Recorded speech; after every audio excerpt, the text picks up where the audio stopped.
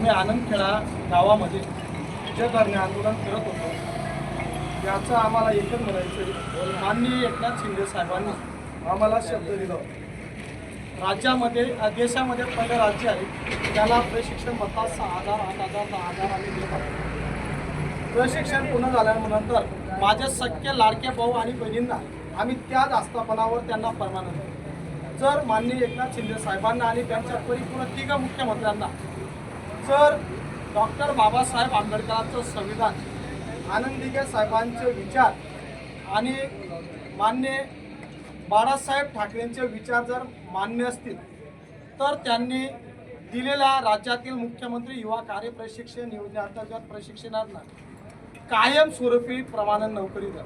कारण त्यांनी दिलेल्या शब्दानुसार सर्व राज्यातील 1,10,000 तरुणांनी त्यांच्यावर विश्वास ठेवला आणि त्यांच्या पाठीमागे भक्कमपणे उभे असतो. आम्ही त्यांना निवडून दिलं. असं त्यांनी आम्हाला प्रशिक्षण दिलं. 6 महिन्याचं प्रशिक्षण झाल्यानंतर आम्ही सुशिक्षित बेकार होतो. आम्हाला रोजगार दिला, आम्हाला आनंद झाला. त्यांनी दिलेलं शब्दानुसार त्यांनी शब्द पाळावा, आम्हाला रोजगार द्यावा असं तुमच्या माध्यमातून विनंती करतो. आदर्श मल्हार बहुजन सेनेच्या वतीने मी प्राजक्त स्वप्नील ठाकरे माननीय एकनाथजी साहेबांना विनंती करते की तुम्ही ज्या मुख्यमंत्री युवा कार्य प्रशिक्षण योजनेअंतर्गत आम्हाला जे 6 महिन्याचं प्रशिक्षण दिलं त्या प्रशिक्षण आता संपत आलं आहे. तरी आपले मुख्यमंत्री देवेंद्र फडणवीस साहेब तसेच उपमुख्यमंत्री अजित पवार यांना देखील मी हात जोडून या सर्वांच्या वतीने विनंती करते की आमचा कार्यकाळ वाढवा. आम्ही बेरोजगार होतो, बेरोजगार आहोत आणि बेरोजगारच राहू का? तर तुम्ही आम्हाला रोजगाराची संधी द्या. आम्हाला कायम ज्या ठिकाणी आम्ही काम करत आहोत तुमच्या शब्दाखातर आम्ही तिथे रुजू झालो. त्या शब्दाखातर तुम्ही आम्हाला शब्द दिला होता की तुम्ही ज्या ठिकाणी काम करतात त्याच ठिकाणी आम्ही तुम्हाला कायम करू. तर आम्हाला तिथे कायमस्वरूपी काम करण्याची संधी द्या. ही एकच विनंती मी सर्वांच्या वतीने हात जोडून करते. या ठिकाणी जे पण जमले सर्व गोरगरिबांचे मुले, सर्व बहुजनांचे मुलं, कष्टकरी शेतकऱ्यांच्या मुले आम्हाला माननीय एकनाथ शिंदे साहेबांनी शब्द दिला होता. तर आम्हाला शब्द तो असा दिला होता, माझे सर्व लाडके भाऊ आणि सख्यवर सावरकर सख्य लाडके भाऊ आणि बहिणींना शब्द दिला होता,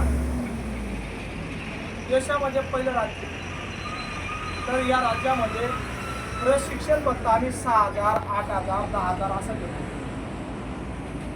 आणि ज्या आस्थापनावर आम्हाला प्रशिक्षण दिलं जात आहे त्याच आस्थापनावर त्या लाडके भाऊ आणि बहिणींना प्रमाणन करू असं माननीय एकनाथ शिंदे साहेबांनी दिलेला शब्द, त्या शब्दावर आम्ही विश्वास ठेवतो. आणि त्या विश्वासाखातर आम्ही त्यांच्या पाठीमागे आम्ही राज्यातले 1,10,000 लोक भक्कमपणे त्यांच्या पाठीमागे उभे राहण्याचं कारण एकच होतं, आम्ही सुशिक्षित बेकार होतो, आम्हाला रोजगाराची गरज होती. म्हणून आम्ही त्याच्या पाठीमागे भक्कम उभे होतो. त्यांना निवडून दिलं, ते सत्तेवर आले. जर त्यांना डॉक्टर बाबासाहेब आंबेडकरांचं संविधान, आनंद दिघे साहेबांचे विचार आणि बाळासाहेब ठाकरेंचे जर विचार त्यांना मान्य असतील तर त्यांनी दिलेला शब्द पाळावा. आम्हाला सावत्र करू नये. आम्ही त्यांचे सख्खे लाडके भाऊ आणि बहिणी, आम्ही एका जातीचे नाही, एका धर्माचे नाही, आम्ही बहुजनांचे लेकरं आहोत, आम्ही कष्टकऱ्यांचे लेकरं आहोत. या विनंती खातर आज आमच्या आनंदखेडा गावामध्ये धरणे आंदोलन चालू आहे. जर शासनाने याची दखल घेतली नाही, आदर्श मल्हार बहुजन सेना ऑल इंडिया अभिलाल दादा देवरे यांच्या नेतृत्वाखाली राज्यातील सर्व लाडके भाऊ आणि बहिणी मोठ्या संख्येने रस्त्यावरती उतरतील. आणि याला सर्वस्व कारण म्हणजे माननीय एकनाथ शिंदे साहेब, माननीय देवेंद्र फडणवीस साहेब आणि अजितदादा पवार यांच्यासोबत प्रशासन सुद्धा राहील. जर त्यांनी त्या गोष्टीची दखल घेतली नाही, आमची दखल फक्त एकच घ्यावी. आमचं प्रशिक्षण पूर्ण झालं. प्रशिक्षण पूर्ण झाल्यानंतर आम्ही ज्या आस्थापनावर आहोत त्याच आस्थापनावर त्यांनी कायम करावं असं परिपत्रक करावं. तसेच राज्यामध्ये प्रत्येक ठिकाणी शिफारस पत्र दिलं जात आहे.